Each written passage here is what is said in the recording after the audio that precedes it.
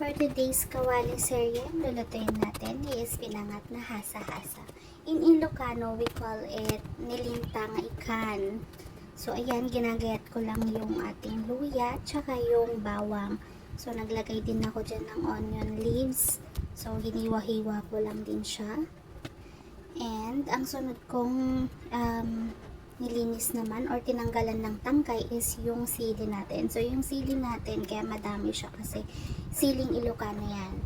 So, yung mga sili namin is hindi siya maanghang usually. And then yan, ilagyan ko rin na, ay nag-get din pala ako ng kamatis. So, yan, ang susunod natin gagawin is i-assemble na natin siya dun sa paglulutuan natin. So, first kong ilalagay dyan is yung mga aromatics natin. Ilalagay ko lang siya sa bandang ilalim para pagka natuyuan na ng tubig, hindi didikit yung isda natin. Nilagyan ko na rin siya ng lasa, which is asin. And ayan, lalagay ko lahat yan ng seasoning sa kuya ayos yung mga yung mga isda. Naalala ko nga nung unang tinuruan ako ni Papa ng magluto ng nilinta.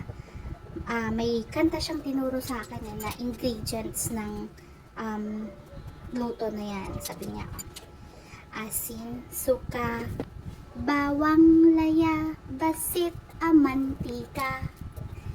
Naalala ko pa siya. So, ayan, inaayos ko lang yan. Yung isda natin. Pinaikot ko lang siya. Bakit? Trip ko lang. Gusto ko lang ganyan. Though, kahit anong ayos niyan, pwede lang din naman. Sa akin, ganyan ko lang siya. For presentation, bakit? Maganda siya, Tapos, ayan, after ko siyang iayos. By the way, yung sili din, nilagay ko na rin sa bandang ilalim para dagdag dun sa patungan ng isda. So, yan. Inopen ko na yung kalan. And then, pag medyo kumukulo-kulo na, kumikibot-kibot na yung ating ano ba yun? Mga suka na yun. Mga liquid seasonings natin. Yan.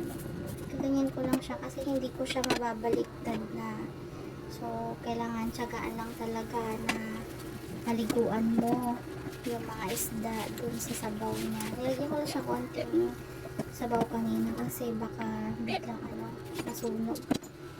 So, ayan. Okay na yung unang pakulo natin. Pero medyo may tubig pa siya. Kaya inon ko ulit yung yung ating kalan para sa next na pakulo naman.